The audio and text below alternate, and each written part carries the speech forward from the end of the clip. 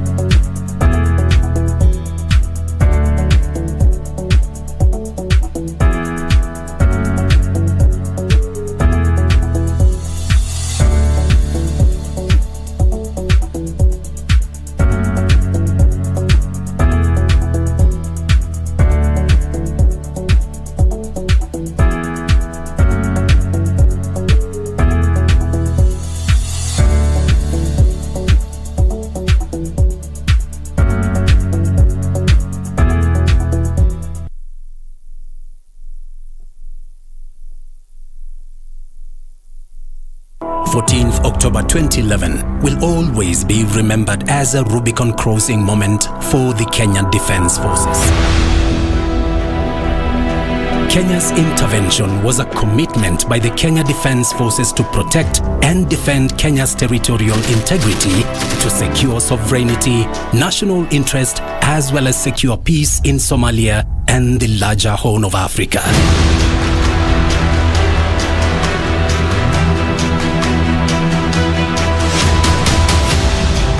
You're warriors, India. Yes, and you really shown it because you're warriors. I know your work. I know how much you've done in these operations. I know the commitment. I know the dedication. And I urge you to continue in the manner that we are doing our job.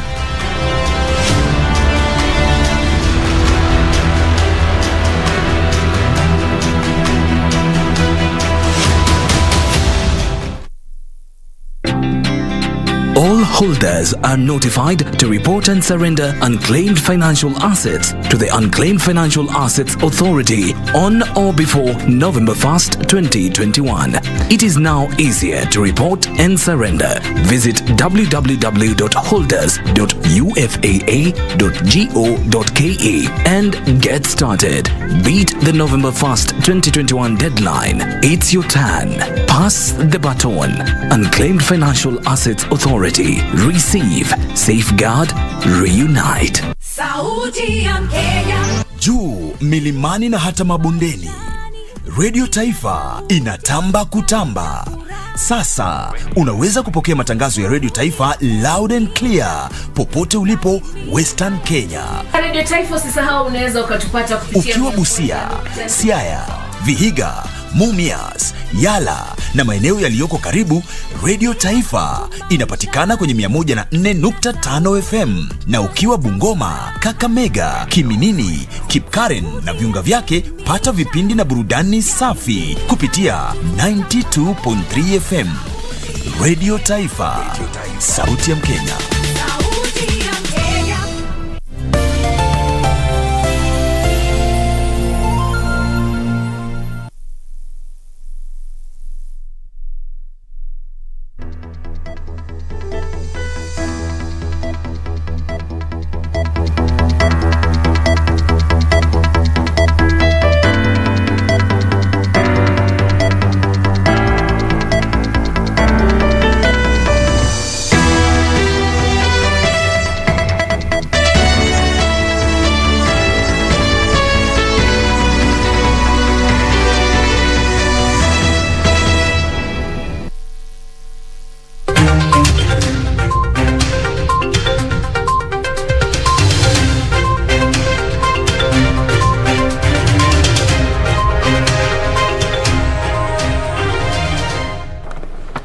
A very good evening to you. Thank you so much for choosing KBC Channel 1.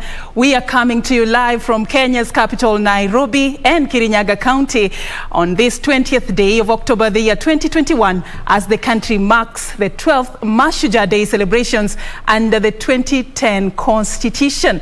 My name is Serfine Achieng and in Kirinyaga County, we are joined now live by John Jacob Kioria. A very good evening, John Kioria. Kindly, you have been drinking from the pot. Tell us a little bit about what we should expect from Kirinyaga.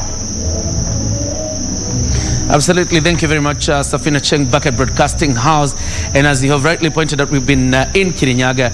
And today there's good news for Kenyans who've been calling out on the president to actually lift the curfew. The curfew has been lifted. I wish you would have seen the celebrations in the stadium. And we'll be telling you about this and more details. But first things first, Serfine, let's see the highlights.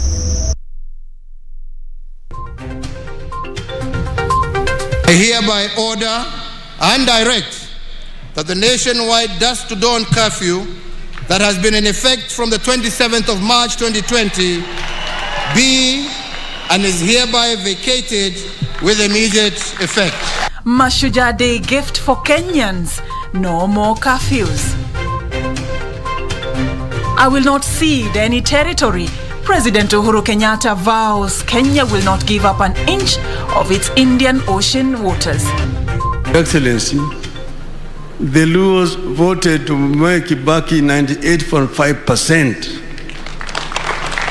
And the transformation of our nation under the Big Four plan, together with a bottom-up approach, will take this country to greater heights.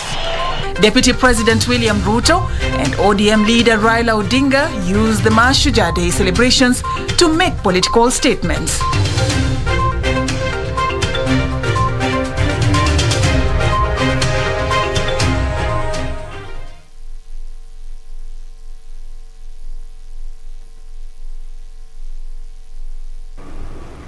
A very good evening once again. Our sign language interpreter for tonight is Lucy Mwaura, and we will also be bringing you the latest in the world of sports, brought to you by Richard Munga a little bit later.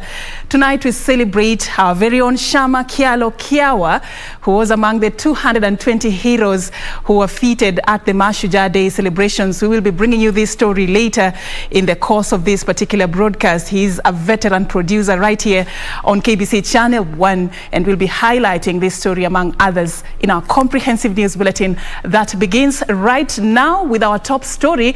President Uhuru Kenyatta has lifted the dusk to dawn curfew, which has been in effect from 27th of March 2020 to contain the spread of COVID-19 in the country, while making the announcement during the 12th Mashujaa Day celebrations under the 2010 Constitution that were held at the Wanguru Stadium in Kirinyaga County. The head of state hailed the efforts of Kenyans in the war against the pandemic, which has seen a steady decline in the country's infection rate. Uhuru also revealed that so far over 5 million adult Kenyans have been vaccinated, adding that plans to set up a company for local production of COVID-19 vaccines are at an advanced stage. Makofi! Makofi! Karibu! President Uhuru Kenyatta led the country in celebrating the 58th Mashujaa Day celebrations, the second to be held under strict COVID-19 safety protocols, which saw all parallel events across the country cancelled and only 2,000 people allowed to attend the national celebrations at the Wanguru International Stadium in Kirinyaga County.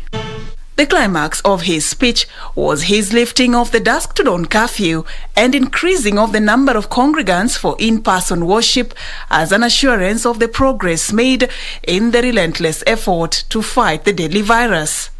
I hereby order and direct that the nationwide dusk to dawn curfew that has been in effect from the 27th of March 2020 be and is hereby vacated with immediate effect. According to the president, over 5 million adult Kenyans have been vaccinated, with the country fast-tracking its plans to set up a local vaccine production company, which is expected to begin operations by next year. We as a government have established a company to facilitate this venture in the name of Kenya Biovax Limited, and therefore the Ministry of Health should operationalize this company to build a form and fill and eventually manufacture vaccines in our country by Easter of next year. Uhuru also used the platform to address the maritime dispute between Kenya and Somalia, vowing that the country will remain unbowed in protecting its borders. We have experienced territorial aggressions to the sanctity of our borders. Some have been driven from within and others from without. But the message of our founding fathers to these aggressors was simple: not an inch less, not an inch more. And this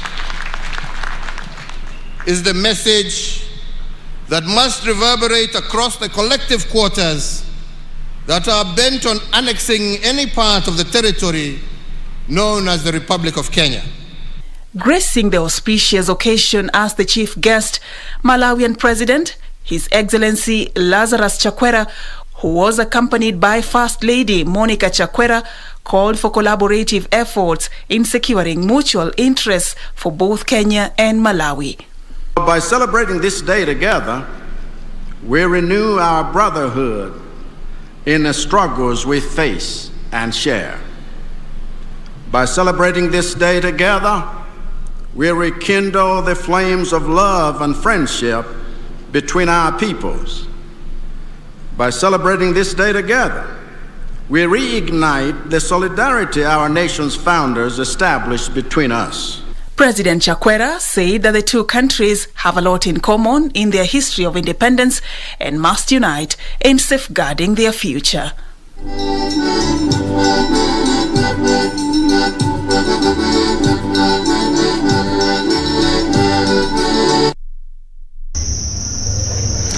Now, the lifting of the curfew has been seen as a Mashujaa gift by stakeholders in sectors that are key to the economy. The tourism industry was among the worst hit sector, with Kenya losing over 130 billion shillings in missed tourism revenue. According to the Kenya Private Sector Alliance, about 3.1 employees in the tourism and travel sector lost their jobs. The Matatu Owners Association has in the past said the public transport industry lost an average of 800 million shillings daily due to fewer working hours. Business, especially the retail sector, has been grappling with low cash flow as retailers are forced to close their shops earlier. Now, this according to the central bank, so small and medium-sized business restructure their loans to a tune of 234 billion shillings in 2020, up from 20.6 billion shillings the previous year. Normal economic activities are expected to resume soon following the lifting of the night curfew.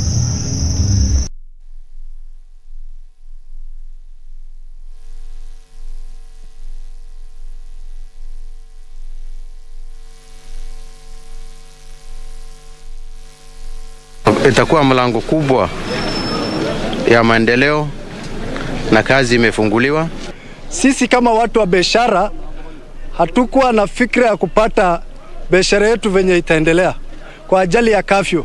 Fanya biashara sisi tutafanya kazi usiku, mbeleni kufanya kazi ilikuwa shida, na sahi alhamdulillah wa mama wa chai, wale wa mboga, wale wa kuuza mafuta taa, nafikiri wataenjoy hiyo kafyu ambao serikali imeondoa.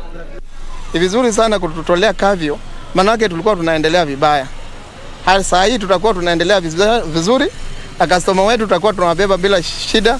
Tulikuwa tunadhulumiwa sana na askari, lakini sasa tunafurahia. Mshukuru ametuondolea kafyu, na tunaamini ya kwamba tutakuwa tunafanya kazi vizuri masaa ya usiku, hata tukichelewa hatuna shida. We thank the president and the whole executive as a whole, because I think the curfew has been, okay, it has been relevant in one way or another, but I think it reached a point where it has become so bad for business, especially people going to work for night shift and like myself. Hii curfew kusema ukweli imehangaisha watu wengine kama sisi wenye tulikuwa watu wa mahoteli. Sometimes tulikuwa tunafanya kazi na night shift, wengine tulikosa kazi. Lakini hope wakati amelift hiyo curfew namna hivyo, kazi zitapatikana, watu watarudi kazi. Kuna kama mimi nafanya kazi usiku. Niko na M-Pesa pale, lakini sasa nilikuwa nafunganga saa 4. Sasa hii itakuwa na run, iko kioski pale tea room, itakuwa na run mpaka asubuhi. So at least kazi imefungua. Ilikuwa imenikazia juu ya job. Tunaenda mapema, tunatoka mapema, of which tungetoka late, tungepata at least hiyo. Tukitoka mapema tunapunguziwa salary. The curfew hadn't really affected me as much because I'm a student, and so online classes were what we resorted to. So I was only doing online classes. Now that the curfew is lifted, I mean, people are happy, but nothing really affects me. Unapata imefika masaa ya saa 2 usiku na uko na mteja ama kuna kitu unafaa kupeleka kama sio kimao huko, so inabidi uache hizo dozi kupita hivyo sababu curfew itakupata. Na mimi nafurahia sana because pia mimi ni msanii. Wasanii walikuwa wamekuwa kando sana na hiyo curfew ilikuwa imeumiza wasanii sana, na hata watu wa biashara pia ilikuwa imeaffect juu pia mimi ni mtu wa biashara. Such a relief in what many have termed as the Mashujaa Day gift from the president himself. Now, moving on with more news concerning Mashujaa Day celebrations, President Uhuru Kenyatta has issued a raft of 13 policy interventions meant to cushion Kenyans from the COVID-19 vulnerabilities.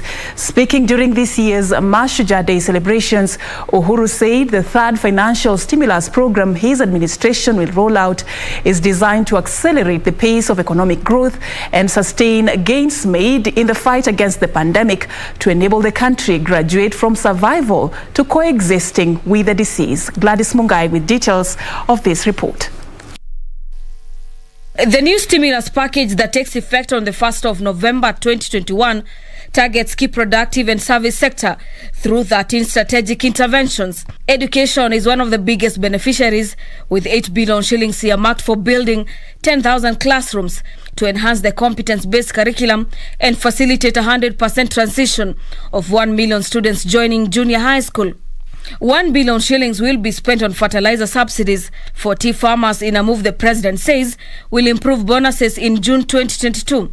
To alleviate unemployment, 10 billion shillings will go to Kazi Mtaani program to cover over 200,000 youths across the country. The Ministry of Petroleum has been given until the 24th of December this year to stabilize petroleum prices to cushion Kenyans from turbulence resulting from volatile fuel prices. The Ministry of Energy shall secure the full implementation of the report of the Presidential Task Force on review of power purchase agreements that establishes a pathway for the reduction of electricity prices by 30% by or before the 24th of December this year. The president further directing that Kenyans with loans less than 5 million shillings be spared from the Credit Reference Bureau list for the next 12 months.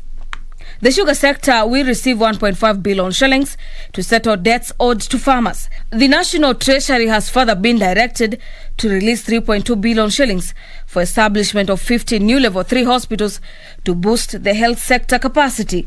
And I further direct the National Treasury to allocate a sum of 3.2 billion shillings for the immediate construction of these medical facilities, again using local contractors so that the effect is also felt on the ground uko mashinani. For Prime Edition, I'm Gladys Mungai. Now, President Uhuru Kenyatta's succession debate played right before his eyes as Deputy President William Ruto, Orange Democratic Movement leader Raila Odinga, and Amani National Congress leader Musalia Mudavadi each sought to market themselves as best placed to succeed him. While Ruto swore to protect President Kenyatta's legacy, Raila revisited his history with Mount Kenya, which he says makes him the best bet to succeed President Kenyatta. At the Mashujaa Day celebrations in Kirinyaga County, the last under President Uhuru Kenyatta, a section of leaders seeking to succeed him was spoiling for a showdown. And with the populous Mount Kenya region seemingly without a strong presidential candidate so far, the vote-rich region, it appears, is up for grabs. Deputy President William Ruto says under his presidency, President Kenyatta's Big Four agenda will be actualized, supplemented by his bottom-up economy model. I assure you, the Big Four agenda will be actualized, supplemented by his bottom-up economy model. I assure you, the Big Four agenda will be actualized, supplemented by his bottom-up economy model. I assure you, the Big Four agenda will be actualized, supplemented by his bottom-up economy model. that as your deputy for the last 9 years, God willing, I will make sure that your legacy and the agenda you have set of the unity of this nation and the transformation of our nation under the Big Four plan, together with a bottom-up approach, will take this country to greater heights. Former Prime Minister Raila Odinga, on his part, revisiting his history of supporting President Mwai Kibaki ascent to power and the relationship between founding father Mzee Jomo Kenyatta and his father Jaramogi Oginga Odinga. Honorable Kibaki got an accident and could not campaign. You campaigned for Mwai Kibaki. We saw him on a wheelchair in Nairobi. We came with him from Githurai, through Thika, through Kenol, through Muranga, Kirinyaga, Kerugoya, Karatina, mpaka Udhaya. Everywhere, these people, the people were saying, Raila ni Mutongoria Jamba.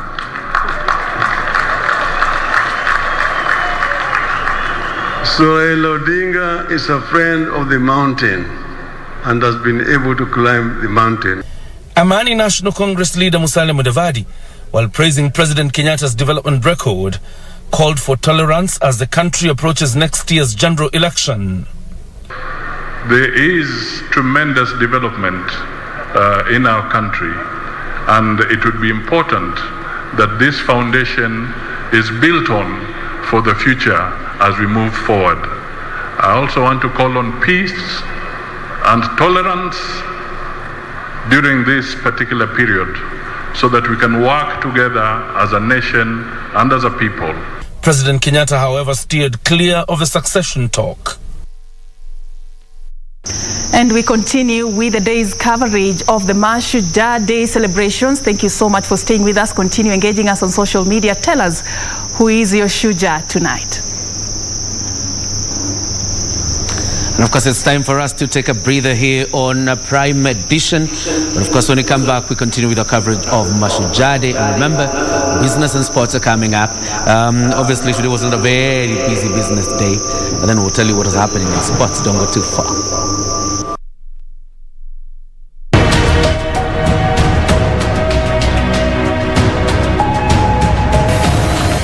In October 1956, the most wanted Mau Mau fighter of all, Dedan Kimathi, was captured, then tried and executed. The war against the gangs was all but over. Officially, more than 11,000 Mau Mau had been killed. Those left in the forest posed no real threat.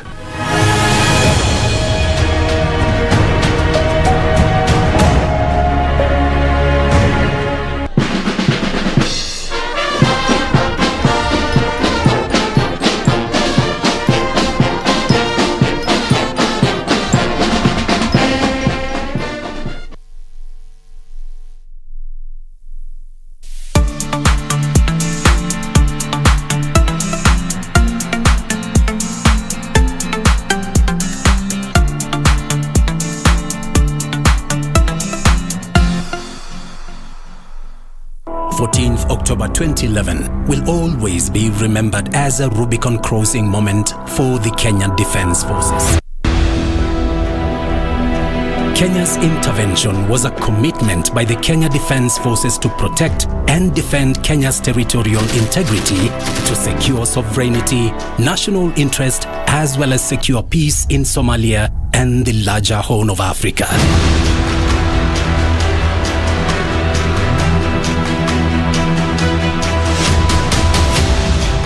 You are warriors, India. Yes, sir. And you really shown it because you're warriors. I know your work. I know how much you've done in these operations. I know the commitment. I know the dedication. And I urge you to continue in the manner that we are doing our job.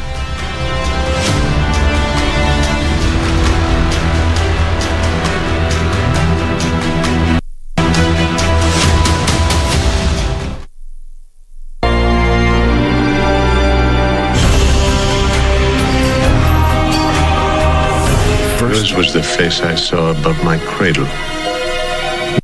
But my feet are set upon a road that I must follow.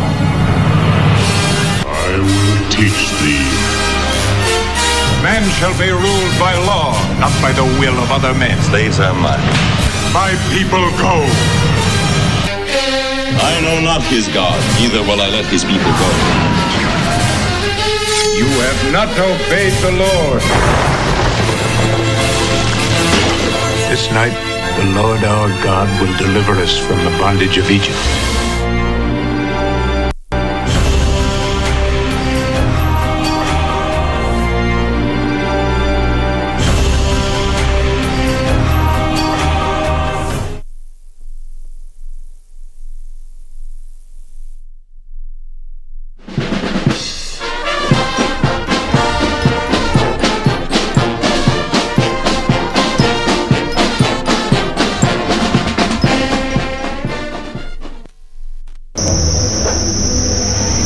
Welcome back. You're watching Prime Edition right here on KBC Channel 1 indeed. Coming to you live from Kirinyaga. We continue with our Mashujaa Day updates. And over to you, Serfine. Looking like you're really settling in and feeling at home in Kirinyaga County, Kioria. But it's justifiable if this next story is anything to go by. Let me tell you something interesting that happened in Kirinyaga today. Wanguru town in Kirinyaga County came to life Wednesday as leaders thronged the stadium to celebrate the 2021 Mashujaa Day.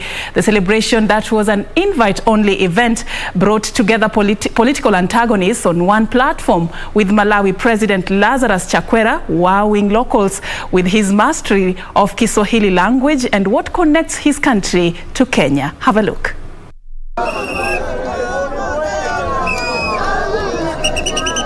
At the break of dawn, heavens opened in the land of Kirinyaga to cool the high temperatures of the previous days, perhaps a sign of blessings on Mashujaa Day.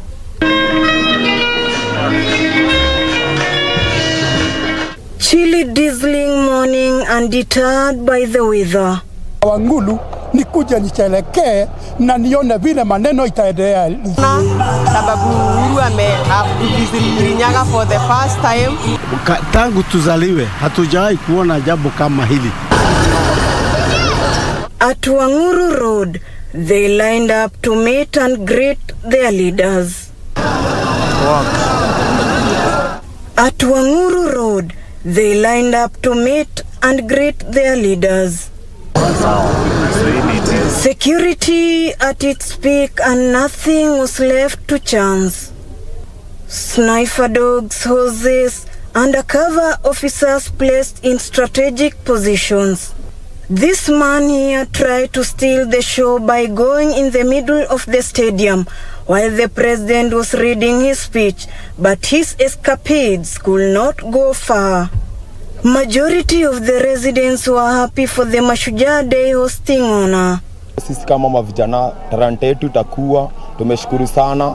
Hata tukicheki road za kwetu sasa hivi tutakuwa tunatembea fiti. Hali yote ya kitaifa na serikali ya county ni kwa sababu tumepata maendeleo mazuri hizo siku chache. Some residents were not amused by being left outside the stadium. Mashujaa imekuja hapa, lakini sisi tulikuwa tunafanya huko kazi na tukupata chance ya kuingia huko, tulikuwa tunatayarisha huko, na tulikuwa tunajiomba angalau tungekuwa tumepata hata kama ni watu wawili watatu wenye walikuwa wanatayarisha hapo. When his time came to address the nation, Malawian President Chakwera, who was the chief guest at the Mashujaa celebrations, wowed the public with his proficiency in the Swahili language. Naombeni wa Kenya na wa Malawi tudumishe umoja wetu, tujenge uchumi wetu wa nchi zetu, tusaidiane kudumisha amani katika nchi zetu na Afrika.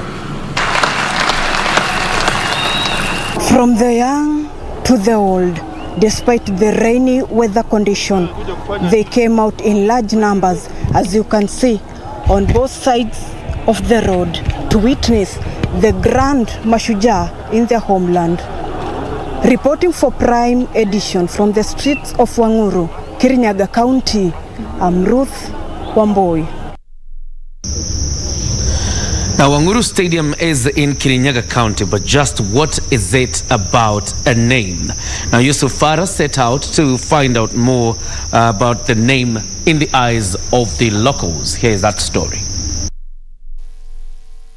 Kirinyaga kinatokana na mulima. Mulima yule mnauita Mount Kenya kwa Kizungu. The origin of the name Kirinyaga come from the mountain that is allowed is called Mount Kenya. And with the Kikuyu name, it was called Kirinyaga. Mulima huu jina lake unaitwa kwa jina ile unaitwa Kirimara. Mulima wenyewe Kikuyu. Hapa zamani watu walikuwa hata walimi, wanaume hawalimi. Wale walikuwa wakilima ni wanawake. Kina mama wale walisusha. Waume kazi yao ilikuwa ya kuchunga ng'ombe. Na hakukuwa na uchumi hata wa pesa nyingi. Hata hakukuwa na pesa. Walikuwa wana uchumi wao ulikuwa wanapewa ile vitu vya saba inaitwa machango kama hii. Wanapewa na Warabu. Pesa zilikuja hapa mwaka wa 22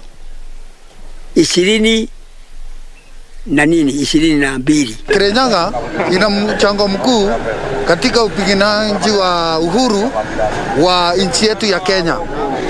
Wana Kirinyaga waliteseka sana kwa kupigania uhuru. Vile ninajua kuhusu uhuru, wazazi wetu walijitolea sana, wazee na wamama kupigania uhuru. And now on to a story that has made us really proud here at the Kenya Broadcasting Corporation. Veteran producer Shama Kialo Kiawa is among the 220 heroes and heroines who have been awarded by the President for excelling in their fields. Also featured was Virginia Aoko, the 13-year-old girl from Busia County who braved the night to paddle a canoe through the Lake Victoria waters to take her expectant mother to hospital.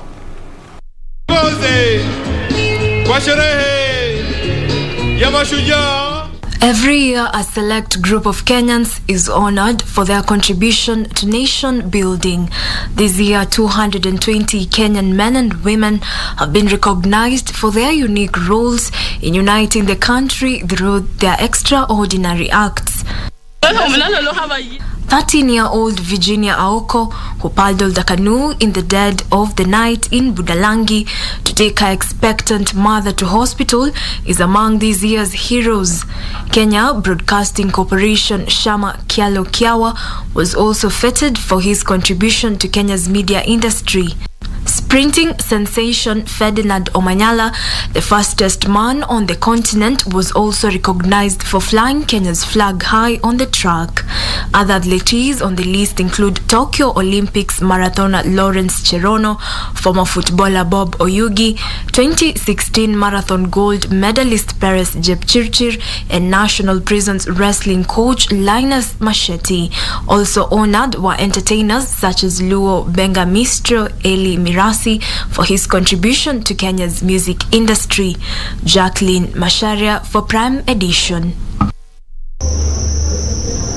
And congratulations to Shama Kiawa, who has done the Kenya Broadcasting Corporation family proud, obviously, on that award. Now, Jael Mbogo, one of the first 4 women to contest for elective positions, held by many as a heroine, is now challenging women to go for elective positions and not wait for dished-out nominations. The 80-year-old Mbogo says gender should not be a barrier, calling on women in Kenya to rise up and fight for their space in the country. We arrive at Mama Jael Mbogo's home on Mashujaa Day, and the over 80-year-old lady was beaming in joy. I just follow you and admire. And I say, I wish my energy is back. Surrounded by friends and family, Mama Jael recounts the past with glee, remembering her active days in politics. It was rough at that time. It was a strange thing for many people and for many, particularly my men, my boys, my people, they said, how and why? Why would you leave your house, the comfort of your house, your husband and your children, and go running up and down in the streets? Ati unataka kwenda kwa mesimiwa. Yeah, it was not a very normal thing. But how did they start? All along, women, we were not even existing to go out of the country. The husband had to give permission. We did not have passports, we didn't have IDs, we didn't have anything. So when permission was given to me to go, I say hallelujah. Your husband. Hallelujah. Yeah, he gave me. And he didn't know what he was going in for. Anyway, in America, the first objective of going to America, I had won an essay competition on women's participation in public life. We stayed there, came back in time for independence. But before I could get back to Kenya, I went to work for Julius Nyerere in Tanzania, because I was, in addition to all that, I had been trained in computer management, which we call stenography. For her, it was not an easy ride. I don't want to miss out the fact that we were 4 of us.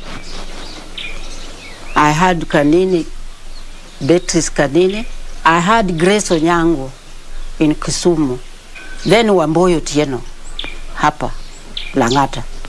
But mine was more critical because I was fighting a cabinet minister and a minister for finance. And here I was. Did I have money? The answer is no. But I had myself with the people. As she tells of her political journey, the push for progressive policies and multi-party things were not that easy. When I read the list, all men fighting to go to State House. Where are the ladies? And they are the ones I've been fighting for. I thought I would not die before I see a woman president in Kenya. But they are letting me down.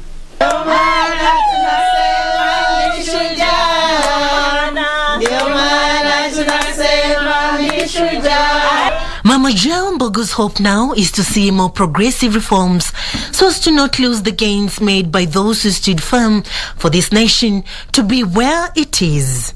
As we mark Mashujaa Day today, we celebrate one Mama Jael Mbogo, one of the most formidable women in this country for her many achievements, key among them being that she was one of the 4 women who first contested for elective positions in Kenya.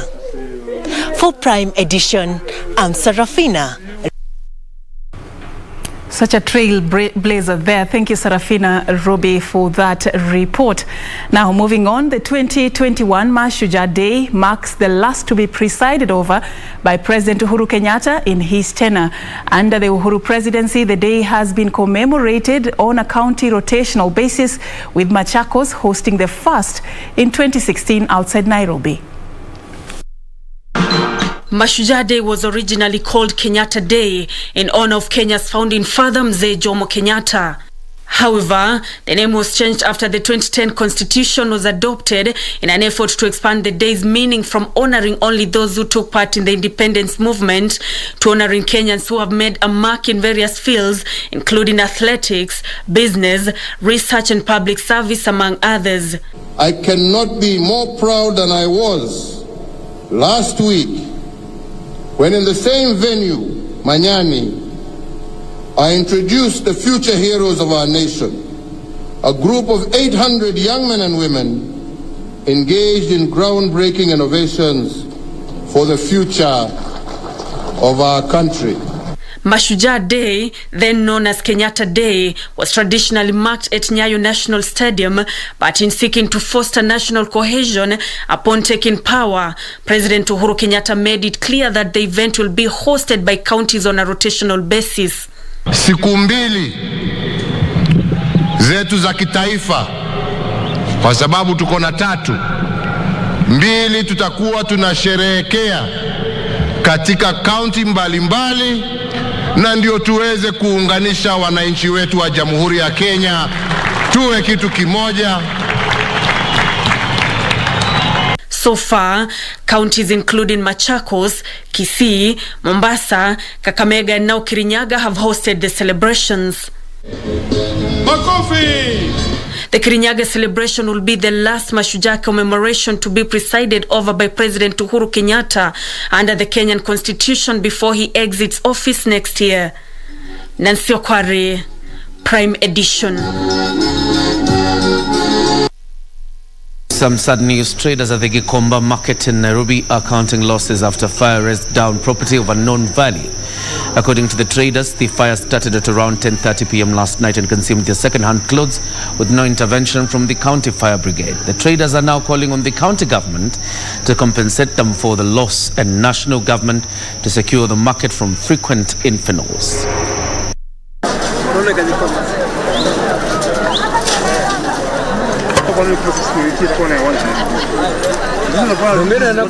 Na sasa leo asubuhi tunaitwa kwamba mizigo zetu zimechomeka, na hapa ndio tunakulia, tunalelea watoto, hata tujui tutafanya nini. Mizigo tumeenda, tumekopa, tunarudi wana mchanga tupo iko hapa. Tunaomba serikali tusaidie. Tafadhali msitufukuze Gikomba. Hapa ndio tegemeo letu, hapa ndio tumesekea, na tutaenda mahali nyingine tuende kuanza biashara zingine. Kila tunaomba serikali ni kwamba serikali yetutetee. Serikali sasa tunajua wako huko na wanaangalia leo ni siku ya Mashujaa. Sasa sisi tujui kama tumeserekea Mashujaa hapa ama nini. Gikomba nimefanya kazi miaka mingi, lakini hii Gikomba na moto imetupeleka hasara mingi. Kila wakati ni kuchomekewa, kila wakati ni kuchomekewa. Serikali tunauliza, vile mnatuuliza hata nyinyi tumpee kazi. Tukimpea kazi na sisi tukiona mwangaza kama hii ya moto, mnatusaidia. Wakati tumechomekewa na mwenzetu pia ameagamia kwa hiyo moto. Sasa tunaomba usaidizi kwa serikali kama inaweza kutusaidia. Kwa sababu hadi walipata watu wengine walikuwa wamechukua maloni wake kazi. Sasa hata hakuna mtu wako na kitu sahi. Labda zile 6,000 baba alikuwa anasema anaweza tupatia sahi tujisaidie nazo tu sahi kwa. Hii sasa ni mara ya 3 imetupata hii mambo ya moto. Na kila tunapochomekewa huwa tunaambiwa tunapatiwa msaada, lakini hatufikishi hiyo msaada. Sasa kama saa hizi mimi pia niko na watoto wako shule, nahitaji school fees. Sasa hizo wameenda, nitatoa wapi? Sina baka kazi, sina nini, sasa nitafanya nini? Hii corona imetuletea pia shida. Sasa wanatusaidia haja. Hilo nataka kujua pia. Watatusaidia kivipi? Serikali ifungue nchi, kwa sababu mtu kama mimi nilikuwa nafanya kazi kwa kazi ya club, na vile walifunga sasa tunaumia sana. Wafungue nchi, kazi tupate kazi zingine. Indeed, that request by that gentleman there has been granted by the president, who has just lifted the dawn to dusk curfew today. But away from the plight of traders in Gikomba market, the country has recorded 117 new cases of COVID-19 from 6,004 samples tested in the last 24 hours. The new figures are representative of a 2.0% positivity rate. Total confirmed positive cases are 252,308, while cumulative tests conducted so far are slightly over 2.6 million. 5 more deaths have been recorded, all of them being late deaths reported after conducting facility record audits in the months of August, September and October 2021. As of October 19th, 2021, 4.67 million vaccines had been administered across the country. Globally, over 240.9 million people have been infected and more than 4.9 million have died, according to data from Johns Hopkins University. Now moving on, a recreational park to mirror the Mishuki Park has been opened at Plainsview Estate in Nairobi. Residents within the estate took upon themselves to transform a neglected piece of land to what was becoming a hiding ground for drug peddlers and criminals. Yusuf Hilo with that report. Plainsview Phase 5 Estate Chairman Henry Kanywa says the decision to create the park was in accordance with the last year's presidential directive that encouraged environmental conservation. It is our wish that this area will be emulated in the rest of Nairobi. so that as you can see, so that we have places for our children, our grandchildren to be able to access and to play.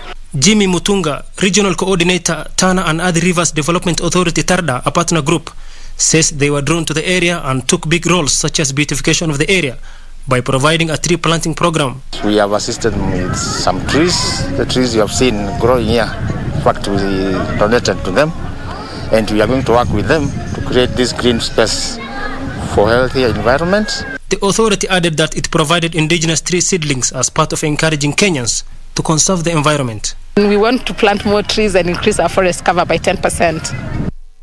Yusuf Hilo, Prime Edition. Now, the Kenya Broadcasting Corporation affiliate radio station, Shoro FM, made an extensive tour of Kirinyaga County as it hosted Mashujaa Day celebrations. The tour was organized to honor Shoro FM's diehard fans, recognizing them as Shujaas who have contributed to the growth of the vernacular radio station. The Shoro FM caravan made its way into Kirinyaga County, making stopovers at Makutano, Sagana, Kibingot Market, Kibirigwi, Kagumo, Kerugoya, Kutus and Ngarubani towns. Listeners and fans getting an opportunity to put a face to the presenters of their favorite radio shows. Nampenda top 6 ila inakujaga 6. Siku yetu tumefurahi sana juu Shoro ametutembelea hapa kwetu. Shoro FM crew, led by head of radio programs Jan Mumbi, used the road show to register commands from the fans. Shoro is a whole platter. It's full. It has almost everything. Watu walijitokeza kwa wingi sana na tukashukuru sana. This being the season of politics, we have everything you require from us. We are going to keep you updated on what is happening. Shoro FM wound up its tour at Kithiriti area in Kutus, where through its Itega initiative, which supports needy families, it built a home for an 80-year-old granny. Nilikuwa na braha sana kwa sababu ni kutembea mimi. Ako na vijana watatu ambao wako na akili yao si timamu. Kwa hivyo shosho ako na watu 7, wajukuu 4 pamoja na vijana wake watatu ambao wanamwangalia juu. Ndio maana sasa sisi kama Shoro tukaamua tukuje ndio at least tumsaidie. By so doing, we manage now to reach many more listeners. We manage to touch their hearts. And so it is not in vain. The initiative is one of the strategies that has seen Shoro FM attract wider audience in the region. Kamche Menza for Prime. Congratulations, Shoro FM, for that wonderful job you're doing there. You can continue to trust us with your time as KBC Channel 1 as we keep informing you and entertaining you at the same time. Now, on to matters crime. A 10-year-old boy is fighting for his life in the Siaya County Referral Hospital after attempts to cast out demons left him with serious burns. The boy's grandmother says she was advised to have the boy undergo exorcism after he developed a tendency of disappearing from the family home. Rose Obare says her grandson had a tendency of disappearing from time to time. Rose says a woman approached her and told her that the child was possessed with demons. She says the boy was dosed in kerosene and set a light in one of the rooms. Walikuwa na mafuta taa ambayo waliweka kwa mdomo na wakapuliza na wakaakisha kibriti ili wakisema hiyo ndio inatoa pepo. Sasa hiyo harakati za kuhakisha kibriti ndio mafuta iliangukia mtoto na mtoto akaanza kuchomeka. James Sub-County Police Commander Charles Chacha says 2 women have been arrested and locked up at the Yala police station in connection with the incident. Meanwhile, the Directorate of Criminal Investigations has arrested 6 suspects believed to be behind the printing of fake government documents. The suspects were arrested on Tuesday in Eastleigh, Nairobi, where national identification cards, refugee registration documents, academic certificates and other documents were also recovered. Elsewhere, residents of Mwingi are demanding an immediate end to insecurity in the area. The locals, in holding a peaceful demo, said a middle-aged man is the latest victim of the vicious gang that has relentlessly preyed on them. Kuna wale tumeshika by the way insiders kwa barabara. Watakabiliwa kulingana na sheria. Hatutaacha namna hiyo because ilileta picha mbaya. Reporting for Prime Edition, I'm Wamboi Otiende. Peter Mudhuma, you're celebrating your wife and your children as your Mashujaas tonight. We got one Nancy Mudhima. You're watching us from Nandi County. Thank you, Nancy. You're appreciating your family. And of course, we have one here by the name Kelvin, I can't pronounce the other name. Thank you so much, Kelvin. You're appreciating your high school principal as your Mashujaa. You say he's the reason you are where you are today. Thank you so much. We still have more lined up for you on the other side, but I'm not doing this alone. In Kirinyaga County, also, John Jacob Kioria has been with us. Kioria, it's over to you. Absolutely. This has been a fantastic day, wonderful day right here. And of course, great thanks to Nice Digital City that are hosting us tonight as we do this bulletin. But we're taking a breather. When we come back, Richard Mbogo is up next with sports. Don't go too far.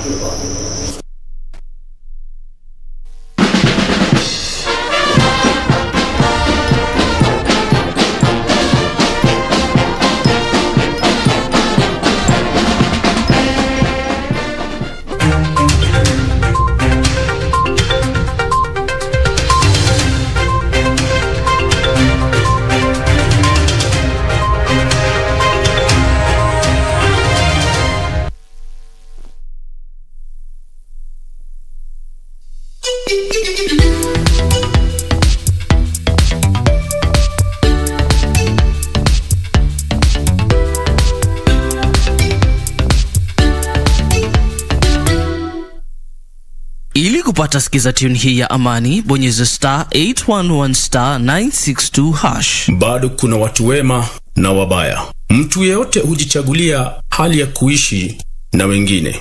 Kama huwezi ishi kwa amani na wengine, usiwasumbue. Na kama huwezi kusaidia wengine, na basi usiwadhulumu. Lakini ni bora zaidi kuishi kwa amani na kila mtu. Ni bora zaidi kutafuta amani. Ili kupata sikiza tune hiyo ya amani, bonyeza *811*962#. *811*962#. Log on to the KBC website at www.kbc.co.ke to get the latest breaking news, entertainment, sports, politics, lifestyle or business trends from Kenya and around the world. Never miss new episodes from your favorite TV shows, reruns and movies. Just stream online or watch live on your YouTube channel at KBC Channel 1 TV shows. For the day's biggest stories, trustworthy news and family entertainment, log on to KBC Channel 1. Watch what you want anytime, anywhere.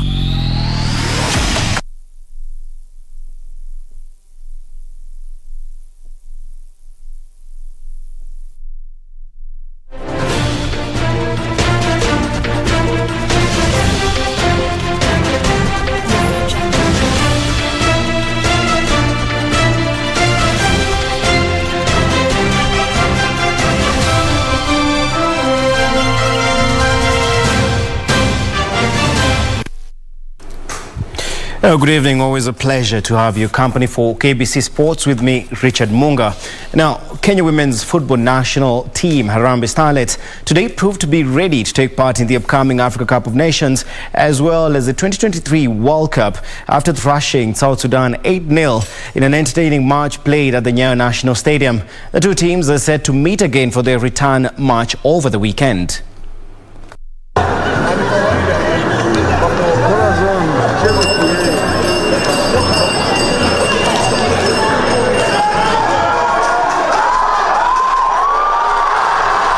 The national women's soccer team Harambee Starlets trounced South Sudan 8-0 in their 2022 African Women Cup of Nations qualifier match played at the Nyayo National Stadium. Ulinzi Starlets striker Nedi Atieno, Mwana Halima Adama and Sekafa champion top scorer Jetrix Shikagwa led Kenyan's Rampage. The national team under the tutelage of Charles Okere has been in camp since early this month in preparation for the tie. Naweza sema kwamba tumejiandaa vizuri, tumekuwa na wasichana kambini na tuliweza kuangalia wale Southern Sudan wakiwa katika kombe la Kosafa na tukaweza kujua maeneo ambayo tutaweza kudhibiti ili tuweze kuweza kupambana nao katika mechi ya leo. Na kwa kweli umeona katika dakika ya kwanza ya pili tulikuwa tushapata bao na hiyo imetupatia nguvu ya kusonga mbele. Nimekuwa out for 2 years na nimerudi, I'm back with experience. Nimekuja ku mentor the young talent, nimekuja kuonesha it is possible, tumewai kuwa AFCON and it can be done again. Tuko hapa with the positive energy na kuonesha watu we are ready to go. On the other hand, Sudan's Bright Starlets arrived in Kenya from South Africa, where they participated in this year's Sokafa Championships. We always knew that the Harambee Starlets will come out and play via the wings, and they did that perfectly today. We can't go back and say they did something different, because they didn't. They did exactly what we said they would do. Both games will be staged at Nyayo National Stadium after Bright Starlets opted to host their return leg in Nairobi rather than Juba, South Sudan. Daniel Mwendwa, Sports.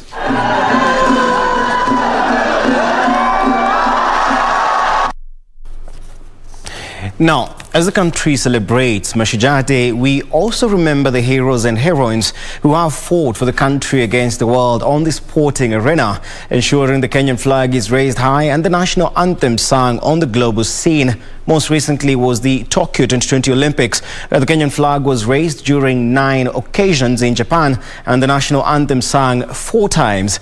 The country celebrates these champions together with their role models who came before them. To defend a country against the whole world is not an easy task, but Kenyan sportsmen and women have continued to do it on many occasions, ensuring that the Kenyan flag is raised regularly during international tournaments and the national anthem is sung more than once.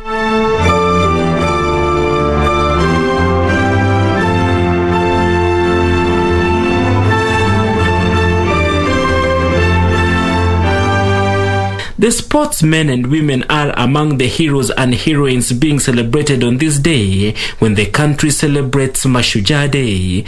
Most recently was the Tokyo 2020 Olympics, postponed from last year, when just over 80 Kenyan soldiers went to Japan to defend the country against the world. And they made sure the Kenyan flag is raised on 11 poles and the national anthem sung 4 times to recognize the 4 champions. Emmanuel Korir, Faith Kipyegon, Eliud Kipchoge and Perez Jepchirchir were victorious in the battles, leading Helen Obiri, Ferguson Rotich, Bridget Kosgei, Timothy Cheriot, Benjamin Kigen, Hyvin Kieng and Nancy Chelangat, who fell short of victory but stood on the same podium with the champions. Not forgetting the rugby, volleyball and boxing heroes who also fought for the country at the games in Japan, and Asiya Mohammed, who was the first Kenyan female rower to qualify for the Paralympic Games. These are today's heroes, celebrated in the year 2021. And it's going to be a Kenyan 1-2. It's outside 1:45. The time is irrelevant.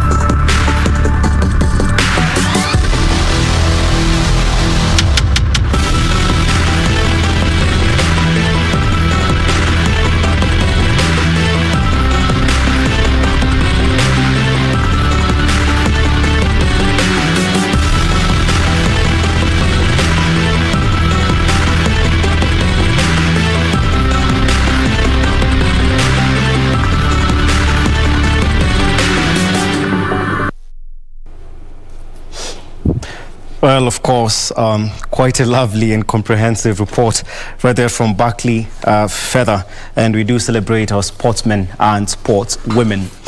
Moving on to other matters, former FKF Premier League champions Gor Mahia went up to 5th place on the FKF Premier League standings after registering a 1-0 win over rivals AFC Leopards in a match played today at the Kasarani Stadium. In the early kick-off match, John Makwata and Clifton Miheso scored their first goals for Police FC as they beat Nzoia Sugar 3-1, while Kariobangi Sharks thrashed Vihiga Bullets 3-0 at the Bukungu Stadium. Former Kenyan champions Gor Mahia extended their dominance over arch-rivals AFC Leopards to 31 wins in 90 meetings after a 1-0 victory at the Kasarani Stadium, courtesy of Boniface Umundi. We had complete control in the first half. I mean, we go 1-0 up. We only have to keep doing what we're doing and we see the game through. For some reason, second, look, they came out, they have to chase the game, we know that. But fair play to the Leopards, they threw everything at us. And we had to defend. We had to defend the 1-goal lead. And we did it. You know, and in the end, sometimes in derby games, you know, it doesn't matter how you get the result, you get it. But, you know, they threw everything at us in the second half and it made life difficult for us and we had to see the game out. Very satisfied of my players. I'm very satisfied of my team. Unfortunately, the result is for them, so I would like to congratulate Gor Mahia for the victory, but we are improving, and to be honest with you, if we keep playing like that, we will be a very good... It is Kogalo's second win in 2 matches in the 2020-2021 FKF Premier League, having beaten KCB 2-1 in their first match. The result moves Gor to the 5th position on 6 points, a point behind leaders Ulinzi Stars, with the latter having played out to a 1-1 draw against Bidco United. Leopards are 8th on 4 points after 3 matches, a 1-0 win over Tusker, a barren draw against KCB and today's loss against Kogalo.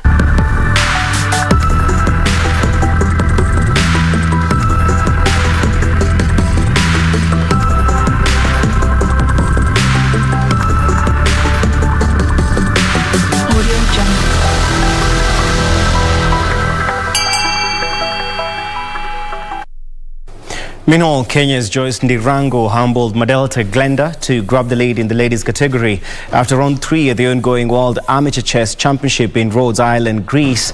The win saw Ndirango tipped as one of the favourites to win the event after registering 3 wins out of 3. The third round also saw Kenya bag a total of 5.5 points from the 11 available. Veteran Ben Magana and Philip Singe registered wins, while Jackson Degwa, Martin Njoroge and Saddam Sheikh all drew in their categories. 11 players are representing Kenya at the World Chess Amateur Championship, which will end on October the 26th.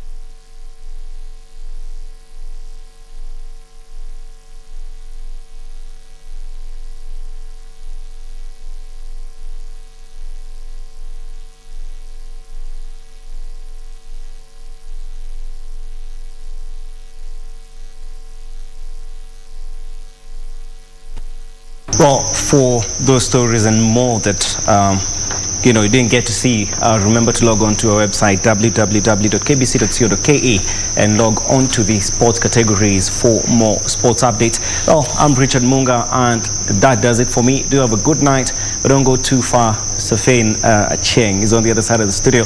And Serfine, happy Mashujaa Day, if I forgot to say that to you earlier on, indeed. Thank you so much, Munga. Of course, you and I should be expecting some world-class Bishori Rise from where? From John Jacob Kioria. Exactly. He should be coming back with some, but in the meantime, we'll be raving it up right after this bulletin. The rave will be coming up, but for now, we hand it over to John Jacob Kioria to wrap this up for us. Have a good night. All right, thank you very much, Serfine Achieng from nice digital city in Kirinyaga. Is a goodbye. Of course, after a very, very long day and 3 days working here in Kirinyaga, you don't know how much I miss rest and good music. And because reggae is coming up, wagwan.